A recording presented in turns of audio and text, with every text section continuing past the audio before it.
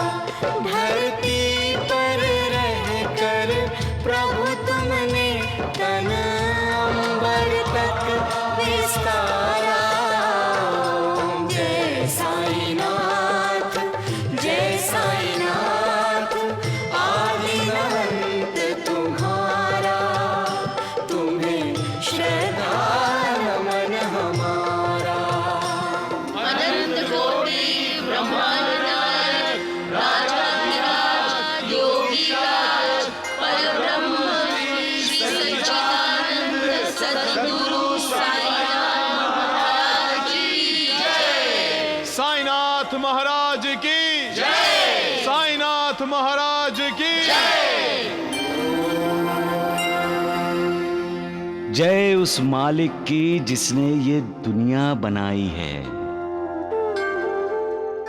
जिसने रात दिन बनाए हैं, अंधेरा उजाला बनाया है, निराशा आशा बनाई है, सुख दुख बनाए।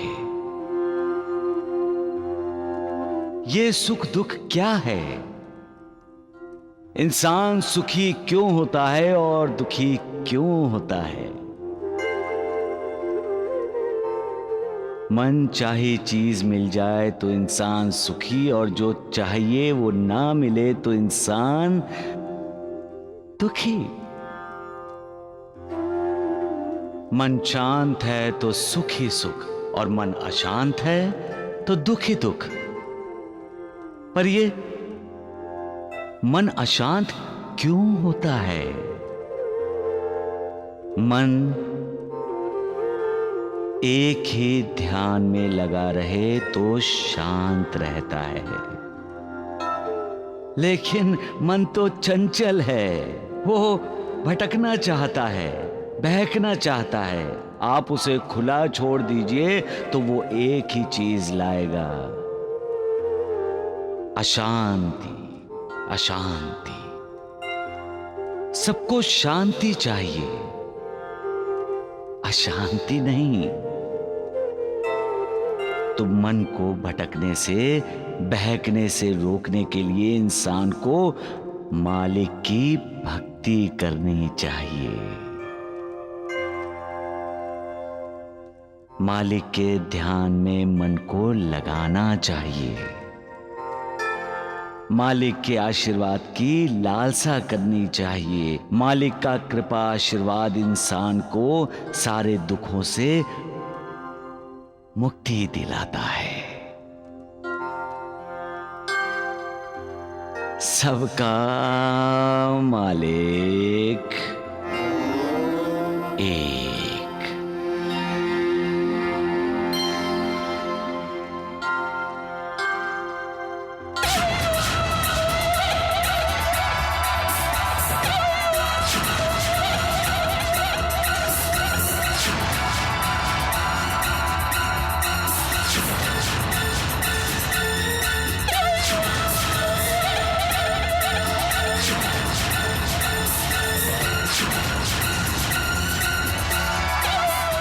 प्रणाम।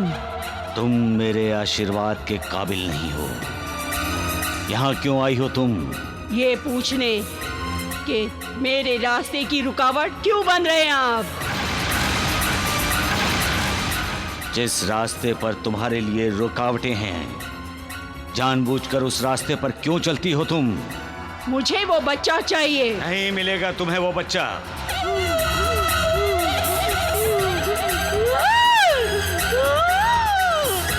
बाबा! ये नौटंकी बंद करो और उस बच्चे के रास्ते से हट जाओ। दामू अन्ना और उसकी पत्नी मेरे भक्त हैं। अब तक तुम उनकी जिंदगी से खुशियां छीनने में कामयाब होती रही हो, लेकिन अब मैं तुम्हें ऐसा नहीं करने दूंगा। वो बच्चा मुझे चाहिए। मालिक,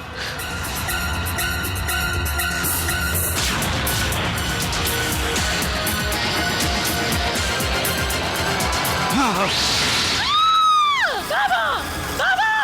बाबा! रक्षा कीजिए बाबा! रक्षा कीजिए! ये उदी रक्षा ही तो है। जो मालिक की शरण में जाता है, ये उदी उसकी रक्षा करती है, और जो मालिक को चुनौती देता है, ये उदी उसको सबक सिखाती है। बाबा! बाबा! क्षमा, क्षमा साईनाथ, क्षमा। बाबा, मैं अब उस बच्चे की तरफ आज से नहीं, अभी से आंख उठाकर भी नहीं देखूंगी। मुझे क्षमा कर दो, मुझे क्षमा कर दो साईनाथ। तुम दामू अन्ना और उसकी पत्नी को कभी कोई तकलीफ नहीं दोगी। बोलो। नहीं दूंगी, नहीं दूंगी साईनाथ, नहीं दूंगी। नहीं।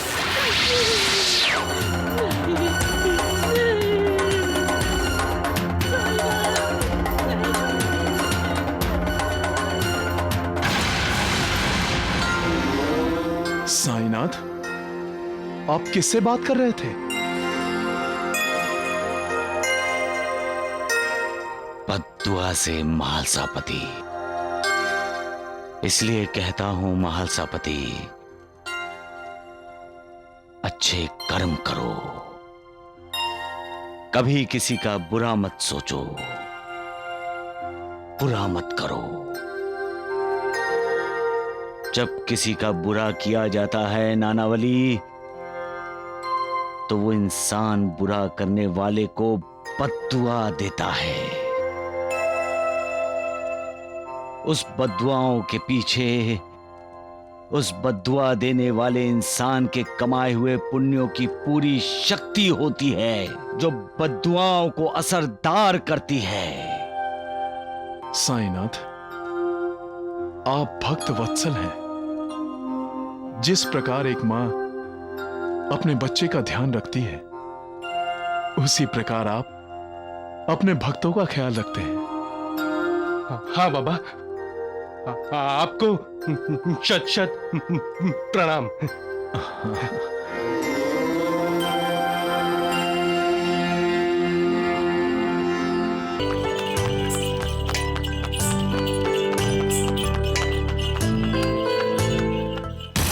वो देख दिनकर, तुम्हारी बदकिस्मती अस्पताल से सही सलामत लौट आई है।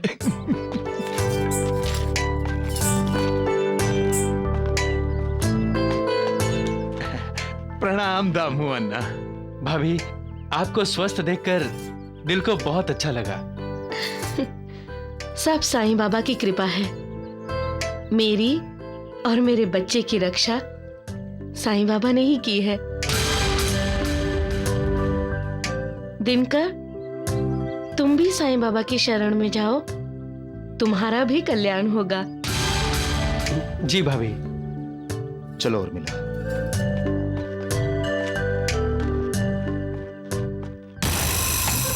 दिनकर, चलें?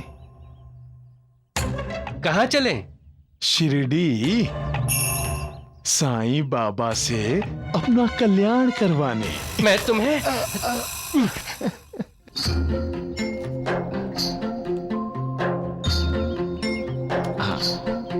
खाओ।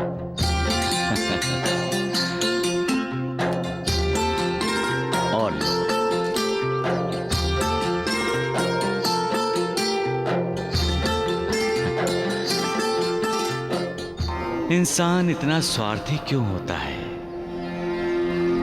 अपने स्वार्थ के लिए वो दूसरों की खुशियां छीनता है,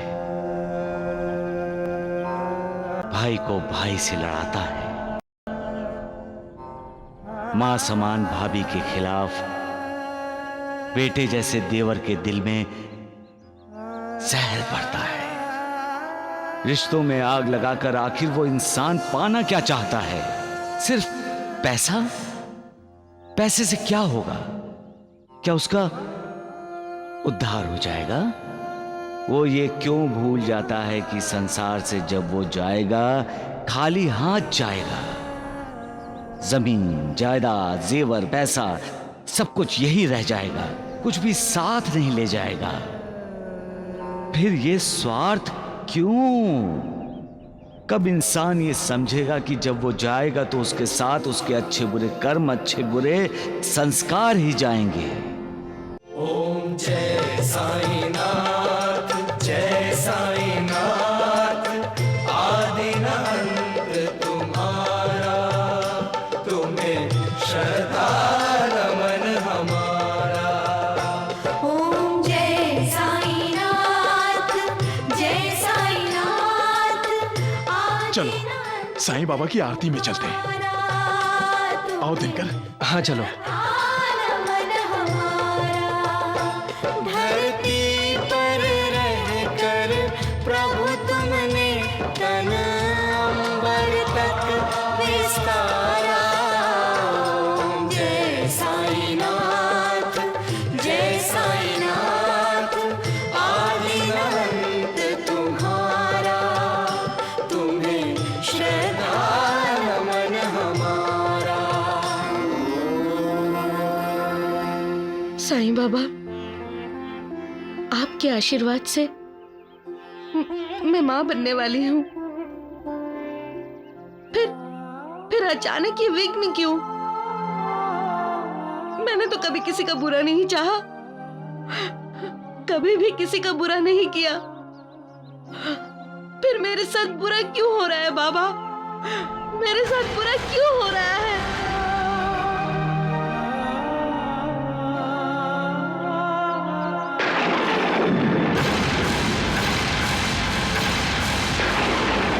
देखो, मैं आज ये बात साफ साफ कह रही हूं, और ये बात आज मैं आखिरी बार कह रही हूं। मुझे बच्चा नहीं चाहिए। मैं 9 महीने तक बच्चे का बोझ नहीं उठा सकती, और बच्चे को जन्म देकर मैं अपनी खूबसूरती नहीं बिगाड़ूंगी।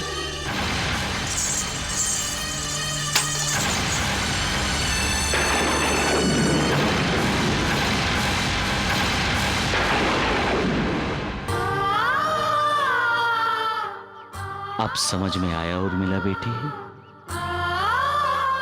अच्छे कर्म करो तो दुआ मिलती है, और बुरे कर्म किए हो तो बदुआ ही मिलेगी। कर्म हमारे साथ चलते हैं।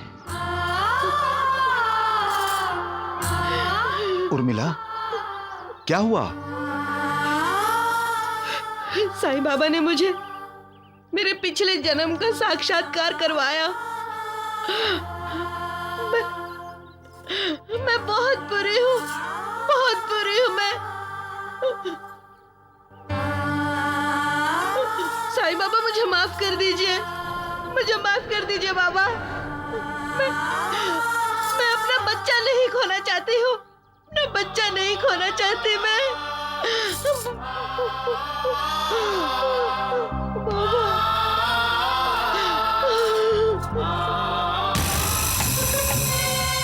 मुझे भी साक्षात्कार हुआ है दिनकर। जल्द से जल्द मौका मिलते ही दामू अन्ना को हटाकर उसका सारा धंधा, सारा व्यापार अपने कब्जे में करना होगा, अपने कब्जे में।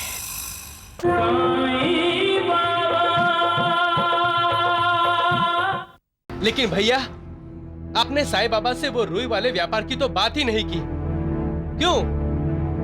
क्या आप लोग लाखों का मुनाफा देने वाले उस व्यापार को बंद कर देना चाहते हैं? साईं बाबा के सामने उर्मिला ने बात ही ऐसी की कि मैं रुई के व्यापार की बात करना ही भूल गया।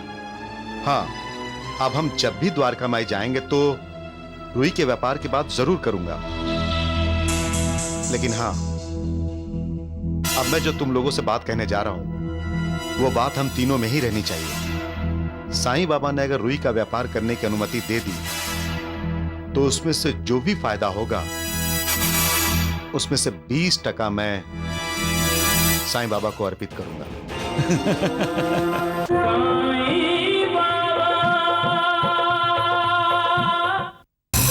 इतना अच्छा मौका हाथ से जाने नहीं देना चाहिए दामू अन्ना।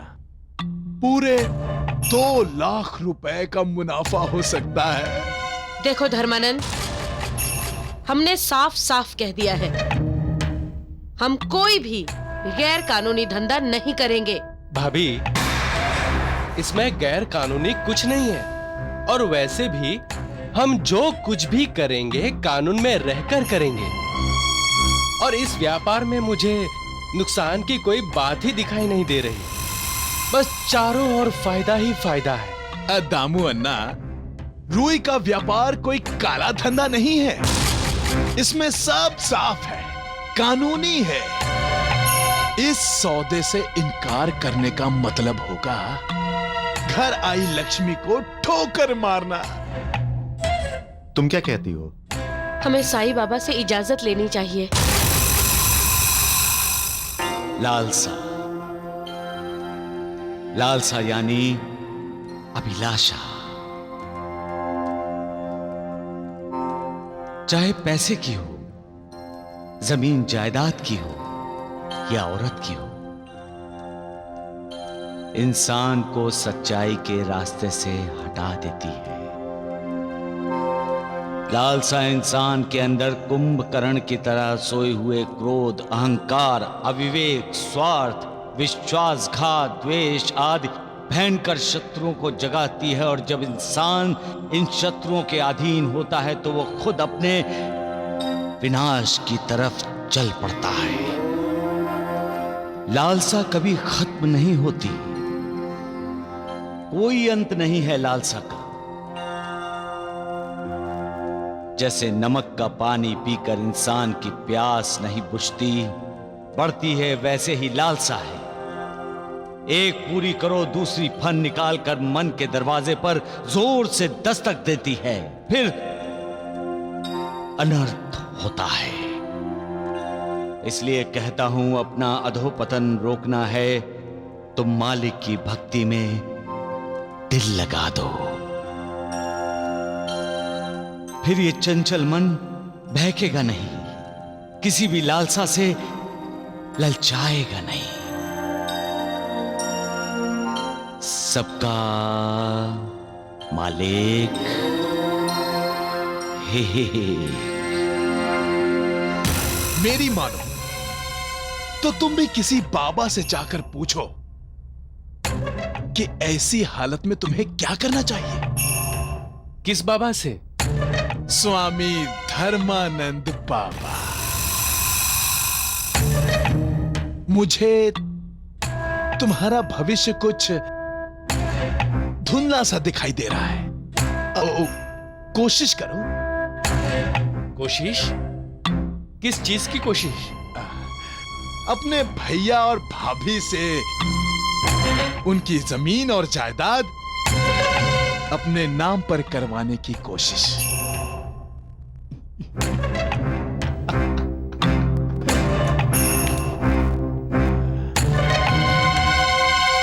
ये क्या है? कटोरा खाली, तुम्हारे बुरे वक्त में काम आएगा, भीख मांगने के लिए। देवा, देवा, देवा, अहमदनगर से दामू अन्ना का खत आया है। अरे श्यामा, पढ़कर सुनाओ तो सही। श्री माधवराव गुरुजी को दामू अन्ना का प्रणाम। गुरुजी, मेरे दलाल ने रुई का व्यापार करने का प्रस्ताव रखा है, जिस पर लाखों के मुनाफे की संभावना है। मैं चाहता हूं इस व्यापार में मुझे साईं बाबा का आशीर्वाद मिले। आपका स्नेहाभिलाषी दामू अन्ना। सेठ पागल हो गया है, कितना समझाया फिर भी पैसों के पीछे भागना चाहता है। उसे लिख दो श्यामा, उसके घर में किसी चीज की कमी नहीं है, इसलिए उसे आधी रोटी में ही संतोष मानकर लाखों के चक्रव्यूह से दूर रहना चाहिए। सबका मालिक एक।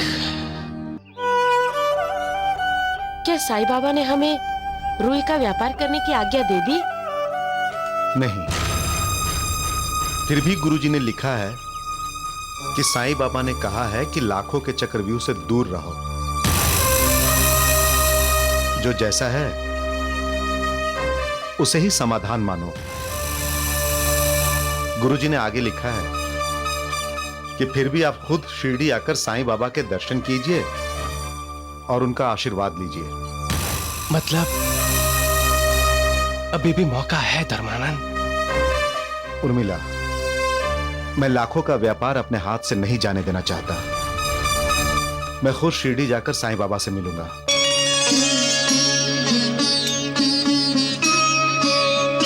जय जय सूर्यनायक जन सुखदायक प्रणतपाल भगवंता, ओम हितकारी जय असुरारी सिंधु सुता प्रिय कंता, आनंद सुर धरनी अद्भुत करनी मर्म न जाने कोई, जो सहज कृपाला दीन दयाला करो अनुग्रह सोई। जेहि लागी विरागी अति अनुरागी विगत मोह मुनि वृंदा, निसि बासर ध्यावहि गुण गण गावहि जयति सच्चिदानंदा।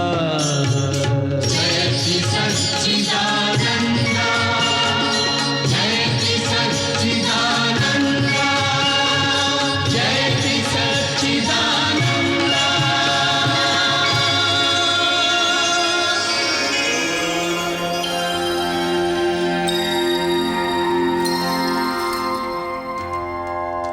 देवा, दामू अन्ना आपके दर्शन करने आए हैं। जानता हूं श्यामा, सब जानता हूं।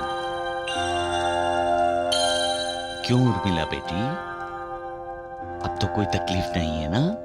कोई तकलीफ नहीं है बाबा।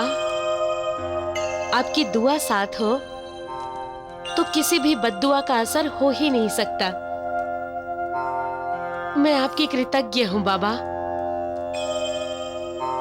आप ही के आशीर्वाद से हम दोनों माता पिता बनने वाले हैं, और आप ही की दुआ से मेरे होने वाले बच्चे की रक्षा उस बद्दुआ से हुई। आपका हर शब्द हमारे लिए वेद वचन होगा, हम उसका पालन करेंगे।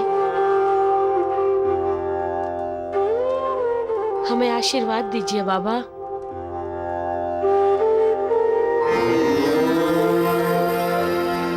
सदा खुश रहो। लेकिन भैया, आपने साईं बाबा से वो रुई वाले व्यापार की तो बात ही नहीं की। क्यों? क्या आप लोग लाखों का मुनाफा देने वाले उस व्यापार को बंद कर देना चाहते हैं? साईं बाबा के सामने उर्मिला ने बात ही ऐसी की कि मैं रुई के व्यापार की बात करना ही भूल गया। हाँ, अब हम जब भी द्वारका माई जाएंगे तो रुई के व्यापार की बात जरूर करूंगा। लेकिन हाँ, अब मैं जो तुम लोगों से बात कहने जा रहा हूं वो बात हम तीनों में ही रहनी चाहिए। साईं बाबा ने अगर रुई का व्यापार करने की अनुमति दे दी तो उसमें से जो भी फायदा होगा उसमें से 20% मैं साईं बाबा को अर्पित करूंगा।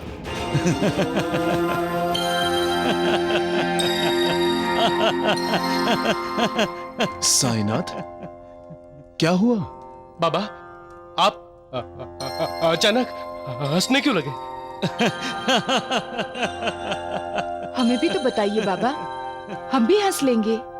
तो फिर हंसो, हंसो, तुम भी हंसो। लेकिन क्यों? हंसने के लिए बात भी तो समझ में आनी चाहिए ना देवा। श्यामा, तुम्हारा दामू अन्ना मुझे मुनाफे का 20% देने वाला है। व्यापार के लिए मैंने उसे मना किया था।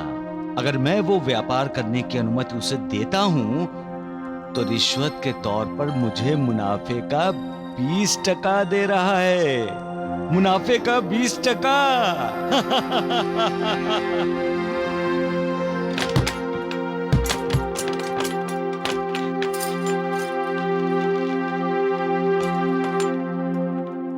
गुरुजी, आप कैसे आना हुआ? हमें वैसे भी आप ही का इंतजार क्यों? मुझे भी अपने मुनाफे का 20% देने का सोचा है आपने? गुरुजी, 20% वाली बात आपको किसने बताई? भाभी, मेरे देवा को कुछ भी बताने की जरूरत नहीं है। उन्हें सब बात पता होती है। आपका बच्चा निकलने के लिए जब किसी की बद्दुआ आई, ये साईं बाबा को द्वारिका में बैठे पता चला तो उन्होंने आपकी रक्षा की, और आज आप उन्हें 20% लालच देने की सोच रहे हैं। अरे क्या ये बात उनको पता नहीं चलेगी? आप अपने आप को समझते क्या है दामू अन्ना? इतना पैसा है आपके पास कि आप साक्षात भगवान को खरीद लेंगे। अरे भूल गए आप जो आप साईं बाबा के पास याचक बनकर आए थे, झोली फैलाकर उनका कृपा प्रसाद मांगा था, और आज अचानक दाता बनकर मेरे देवा की झोली भरना चाहते हो? लेकिन गुरुजी। अरे तुम चुप रहो दिनकर। तुम्हारे भैया भाभी ने अपनी अक्ल अहमदनगर में गिरवी रखी है, जो साईं बाबा का अपमान करने की हिम्मत दिखा रहे हैं। नहीं नहीं गुरुजी, ऐसी बात तो हम सोच भी नहीं सकते। तो जिस व्यापार के लिए साईं बाबा ने तुम्हें अनुमति नहीं दी, उस अनुमति को पाने के लिए तुमने साईं बाबा को पैसों का लालच देने का सोचा भी कैसे? दामू अन्ना, जितना मुनाफा तुम व्यापार में कमाते हो ना, मेरे साईं बाबा उतना पैसा हर रोज अपने भक्तों में बांट देते हैं, समझे? गुरुजी, मुझसे गलती हो गई, मुझसे गलती हो गई गुरुजी, मुझे माफ कर दीजिए। ऐसी गलती मत किया करो दामू अन्ना। हमें माफ कर दीजिए गुरुजी, हम दोबारा ये गलती कभी नहीं करेंगे, और हम बाबा से माफी मांगने उनके शरण में जाएंगे। शिरडी में रह कर भी तेरा कण कण में वास है। कोई पास हो के दूर भिक्षाम देहि, सबके पास है। भिक्षाम देहि। हर प्राणी पर तेरी ममता है, तुझ में रब जैसी क्षमता है। तू अपने ऊपर ले लेता, तू अपने ऊपर ले लेता, जीवों पर आए दुख तमाम। साईं राम, साईं श्याम, दुख भंजन तेरो नाम। साईं राम, साईं श्याम, दुख भंजन तेरो नाम। सुख धाम, धन धाम, साईं राम, साईं श्याम, गुण धाम, यश धाम, साईं राम, साईं श्याम। भक्त बल ये साईं बाबा तो भिखारी है, भिक्षा मांग कर खाता है, और मेरे भैया भाभी इसे भगवान मानते हैं। साईं बाबा, मुझे माफ कर दीजिए। आप दयालु हैं बाबा, करुणाकर हैं। व्यापार बढ़ाने की कोशिश में दामू जी का संयम छूट गया, आप इन्हें इसके लिए माफ कर दीजिए। कोशिश और मोह में फर्क है उर्मिला बेटी। व्यापार को बढ़ाने की कोशिश हर व्यापारी करता है, लेकिन मुनाफे के मोह में किया गया व्यापार कभी कभी नुकसान का सौदा भी बन जाता है। मोह चाहे किसी का भी हो दामू अन्ना, अच्छा नहीं होता। बाबा, अब मैं रुई का सौदा नहीं करूंगा। अगर आपका आशीर्वाद ना हो तो मैं कोई भी व्यापार नहीं करूंगा। मैं आधी रोटी खाकर गुजारा कर लूंगा, पर आपका आशीर्वाद नहीं खोऊंगा। बस आप इसी तरह हम पर अपनी कृपा दृष्टि बनाए रखिए बाबा। सबका मालिक एक।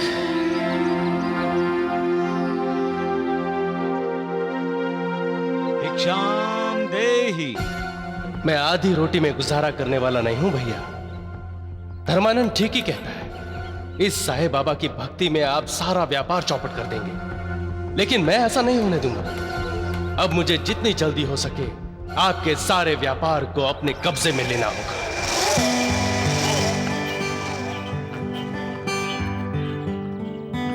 चिंता मत करो तुम, सब ठीक हो जाएगा।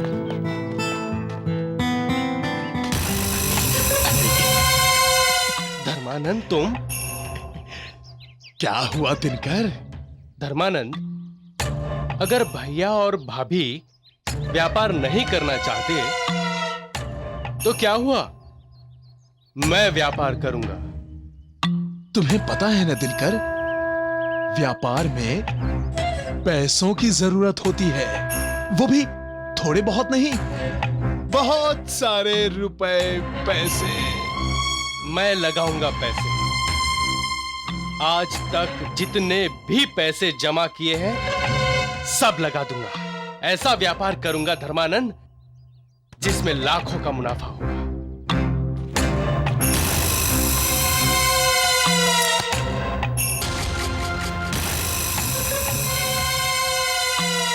ये सब तेरी वजह से हुआ है धर्मानंद, सब तेरी वजह से। तूने ही रुई के व्यापार में मेरे सारे पैसे लगवाकर मुझे बर्बाद कर दिया है, भिखारी बना दिया है मुझे।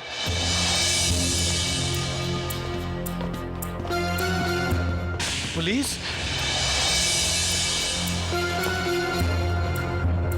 तुम लोग यहीं ठहरो, मैं भी आता हूं। संभाल के। नमस्ते दामोदर। अरे इंस्पेक्टर साहब, आप यहाँ? क्या बात है? बंबई का एक दलाल पुलिस ने पकड़ा है जो गैर कानूनी तरीके से रुई का व्यापार करता है, और पूछताछ में उसने आपके भाई दिनकर का नाम भी अपने साथियों में लिया है। देखिए, आप एक इज्जतदार आदमी हैं, इसलिए मैं आपको समझाने आया हूं, अपने भाई को ऐसे गैर कानूनी काम करने से रोकिए, वरना वो कानून की पकड़ में आ जाएगा और आपका नाम भी खराब हो जाएगा। अच्छा जी, चलता हूं। नमस्ते।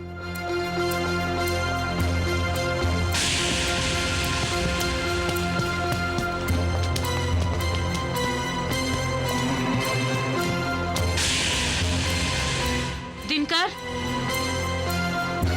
इधर आओ।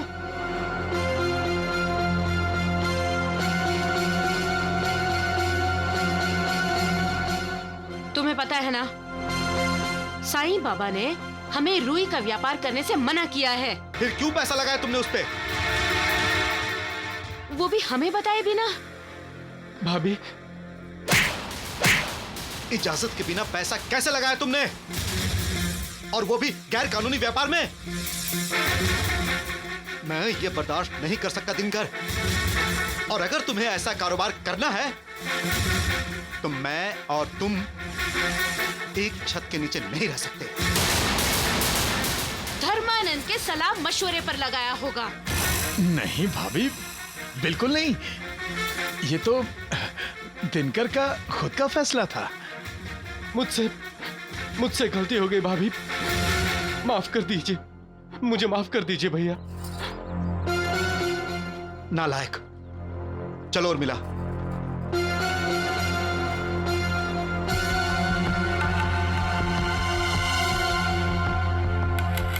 थप्पड़ का जवाब मैं जरूर दूंगा भैया।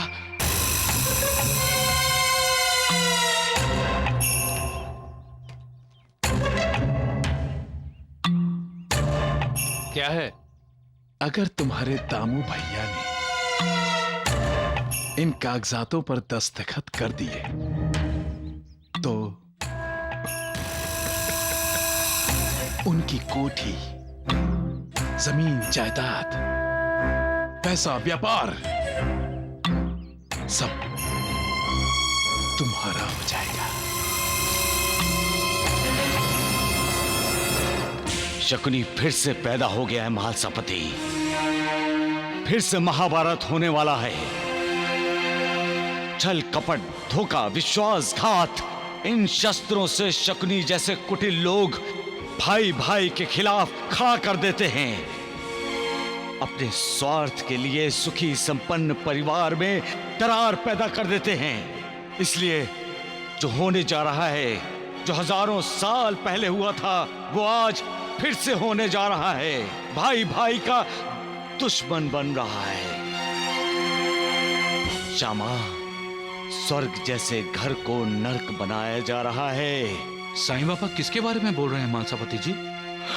इंसान को भी तो होशियार रहना चाहिए, लेकिन नहीं।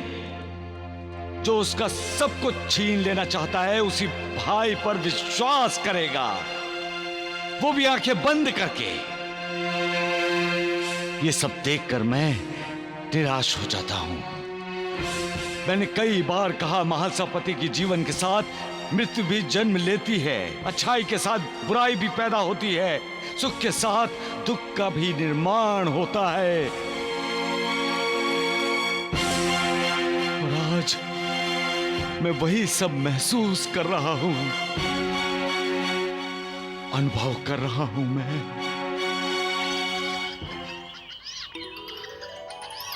अरे अरे अरे अरे, नहीं नहीं नहीं नहीं, अरे उर्मिला, हम दोनों की जिंदगी का सबसे सुनहरा पल है ये। हम साईं बाबा के कृतज्ञ हैं। साईं बाबा की कृपा से हम माता पिता बने हैं। अरे अरे अरे, अरे अरे अरे अरे, नहीं रोते नहीं। भैया, भाभी, बधाई हो, बहुत बहुत बधाई हो। ये तुम्हारे हाथ में क्या है? कुछ नहीं भैया, वो नए कारोबार के कुछ कानूनी कागजात थे, आपके दस्तखत चाहिए थे। मैं बाद में आता हूँ। नहीं नहीं, बाद में क्यों? मेरे दस्तखत चाहिए ना जी। तो अभी दे देता हूँ, लो पकड़ो इसे। लाओ। अरे भाई, ठीक से पकड़ो मेरे बेटे को। क्या कर रही हो? रोते जा रहा है ये। अरे आप कागजात पर ध्यान रखिए, एक बार पढ़ तो लीजिए क्या लिखा है। अरे पढ़ना क्या है, मेरा भाई है दिनकर। अरे लाओ लाओ लाओ, मेरे बेटे को दो। लाओ। मेरा ये भतीजा मेरे लिए बहुत शुभ साबित हुआ है भैया। बेटा, सुना तुमने? तुम्हारे काका तुम्हारे लिए क्या कह रहे हैं? अरे अरे अरे, रोते नहीं।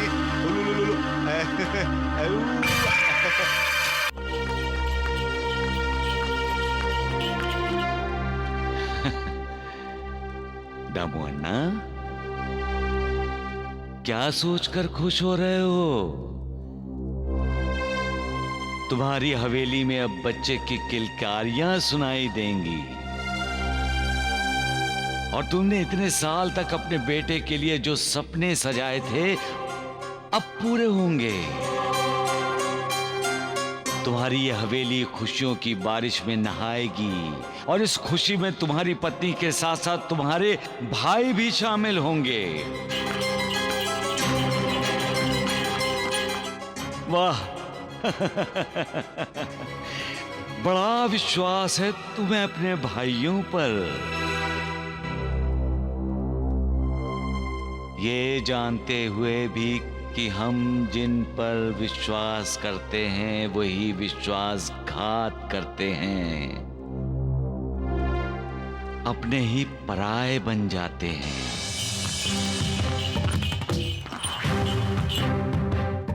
कब समझोगे तुम दामू अन्ना कि इंसान जब तरक्की की सीढ़ी चढ़ता है तो हर सीढ़ी पर वो अपने लिए नए शत्रु पैदा करता जाता है, और वो शत्रु उस पर घात करने का मौका ढूंढते रहते हैं। इसलिए उन्हें कभी मौका नहीं देना चाहिए।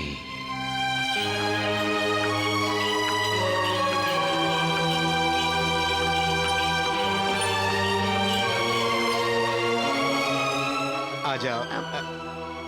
अरे आराम से। हाँ बेटा, हाँ बेटा। अरे ले ले ले ले ले ले। अरे क्या हुआ? हाँ अरे शंकर, दिनकर, देखो कौन आया है। कौन हो तुम? चिल्ला क्यों रहे हो? कहाँ घुसे आ रहे हो? तुम कौन हो और यहाँ क्या कर रहे हो?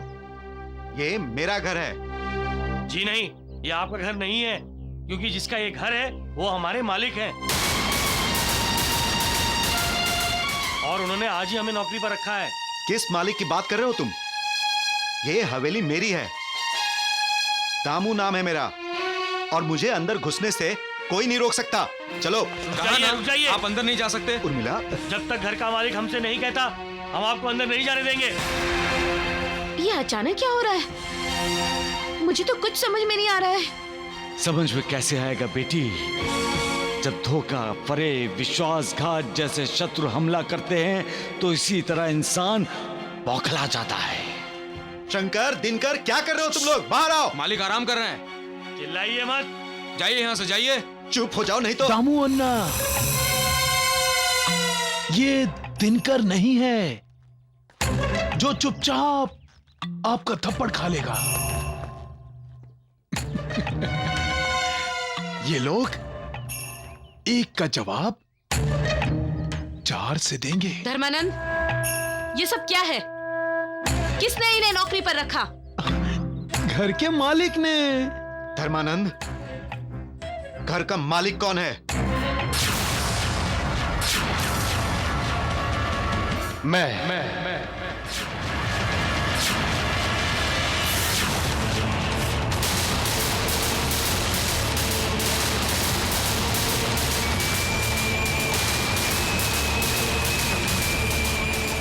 दिनकर, तुम? हाँ भाभी, वो भैया ने ही तो कहा था कि अगर मैं गैर कानूनी व्यापार करूंगा तो हम दोनों एक छत के नीचे साथ साथ नहीं रह सकते। तो मैंने सोचा बेहतर यही होगा कि आप दोनों किसी दूसरी छत के नीचे चले जाएं। हम क्यों चले जाएं? ये हमारा घर है। और फिर तुम्हें गैर कानूनी व्यापार करना है तो तुम इस घर से जाओगे। ये रहा आपका सामान।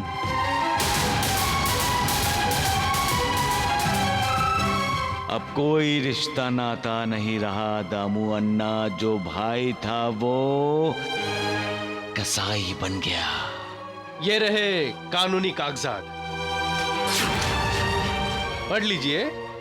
इसमें साफ साफ लिखा है कि आपने अपनी मर्जी से ये सारी जमीन जायदाद और पूरा का पूरा व्यापार मेरे नाम कर दिया है। पढ़िए पढ़िए।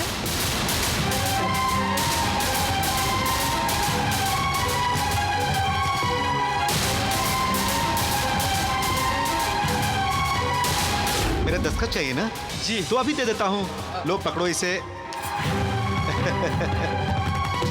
अरे आप कागजात पर ध्यान रखिए, एक बार पढ़ तो लीजिए क्या लिखा है। अरे पढ़ना क्या है, मेरा भाई है दिनकर। इसे ही विश्वासघात कहते हैं दामू अन्ना।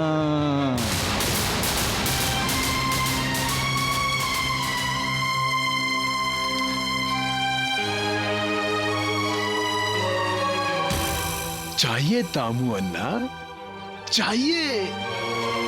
सच्चाई की राह आपका इंतजार कर रही है।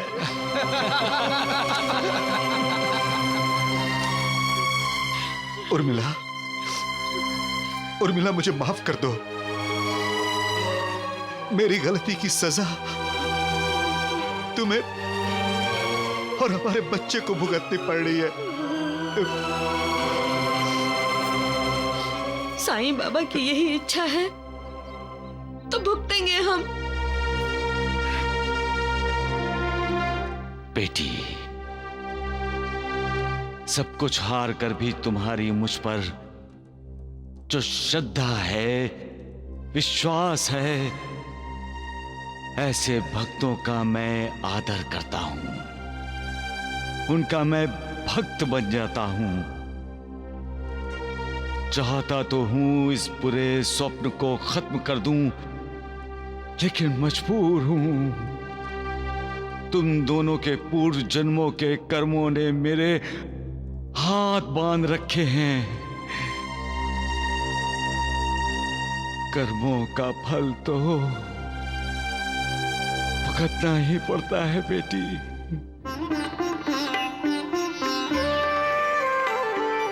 पल पल मिथ्या बोलना लोगों का अभ्यास, देख के इनकी मूढ़ता बाबा हुए उदास, साईं हुए उदास।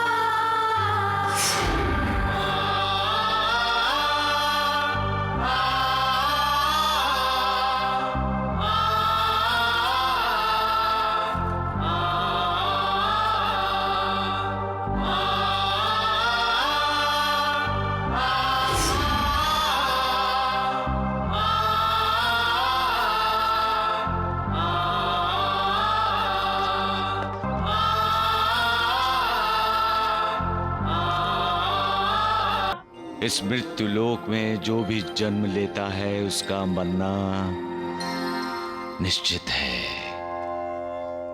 यहां कोई अमर नहीं है। यहां तक कि कुदरत भी, रात दिन भी मौसम की तरह बदलते रहते हैं। मालिक हमें इशारा करता है कि जिंदगी 4 दिनों की है। इंसान का कल्याण इसी में है कि वो मिले 4 दिन मालिक की भक्ति में लगा दे। इंसान अकेला आता है, अकेला जाता है। घोड़ा, गाड़ी, बंगला, जमीन, जायदाद, ऐश्वर्य का कोई भी सामान वो अपने साथ नहीं ले जाता। तो फिर अकड़ किस बात की, अहंकार किस बात का, लालच किस लिए? जो छोड़कर जाना है उसका शोक क्यों? क्यों वैभव और ऐश्वर्य के लिए परेशान होते हो? त्याग दो ये परेशानी, छोड़ दो ये बेचैनी, उसे अपनाओ जो निरंतर है, चिरंतर है, शाश्वत है। और शाश्वत क्या है? शाश्वत है मालिक की कृपा, उसका आशीर्वाद।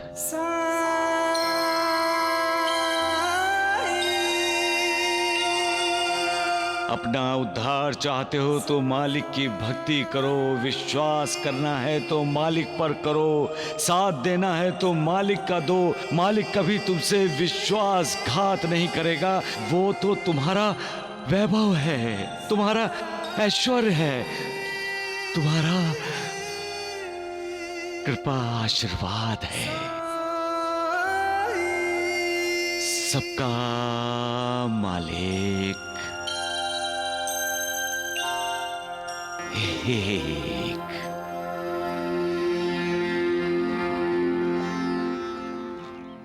राम नाम सत्य है, राम नाम सत्य है, राम नाम सत्य है, राम नाम सत्य है, राम नाम सत्य है, राम नाम सत्य है, राम नाम सत्य है। उर्मिला, हम में और इस आदमी में कोई फर्क नहीं है। ये जिसकी मृत्यु हुई है, हम जिंदा दिखाई देते हैं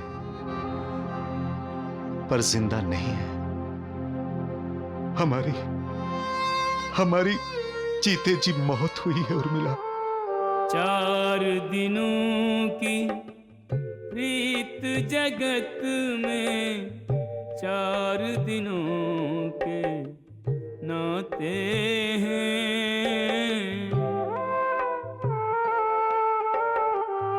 पलकों के पर्दे पड़ते ही सब नाते मिट जाते हैं।